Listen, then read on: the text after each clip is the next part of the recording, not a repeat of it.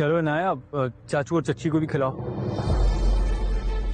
जब बेटी घर की दहलीज पे आके रोए तब उसे सपोर्ट करो। मैंने जो कुछ भी भिजवाया था वो अपनी बेटी को भिजवाया था, उसे वापस करने की क्या जरूरत थी? नहीं तुम रुको, मैं जाती हूँ। जब तक वो चुप है तो तुम्हें भी चुप रहना होगा। अरे आप कैसी बातें कर रहे हैं वजाहत?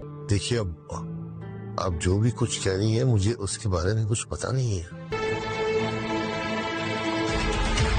नाजरीन, आप देखेंगे कि आयज़ा अब सही फंसी है। उसे इस चीज़ का इल्म ही नहीं था कि वो जो कर रही है उसमें वो फंस भी सकती है। आप देखेंगे कि वो इशल का सामान वापस तो करवा देती है, तो जब वो सामान वापस जाता है तो उसकी माँ वहाँ से फ़ौरन ही उसके ससुर को कॉल कर देती है और कहती है कि आप लोगों ने जो हमने सामान भेजा है क्यों वापस किया है, हमने तो अपनी बेटी को दिया था। तो इस पर उसका ससुर कहता है कि बहन जी मुझे कुछ समझ नहीं आ रही कौन सा सामान था। वो कहती है कि जो मैंने अपनी बेटी के लिए भेजा है तो वो उसने वापस कर दिया, ये क्यों किया। जब वो कॉल बंद करती है तो आप देखेंगे कि ईशल का बाप वहाँ पर खड़ा होता है। वो अपनी बीवी को डांटना शुरू कर देता है कि तुम्हें क्या ज़रूरत थी उसके ससुर को कॉल करने की, तुम जानती नहीं हो कि एक बेटी जब तक रोए धोए ना आके घर उसकी मदद नहीं करनी चाहिए, और अभी हमारी बेटी खामोश है तो हमें कोई स्टेप नहीं उठाना चाहिए, लेकिन तुम्हें ये चीज़ें भेजनी ही नहीं चाहिए थी। इस पर उसकी माँ कहती है कि मैंने कौन सा गलत किया, मैंने तो सिर्फ अपनी बेटी को ही दिया था ना। इधर आप देखेंगे कि जब ये सारा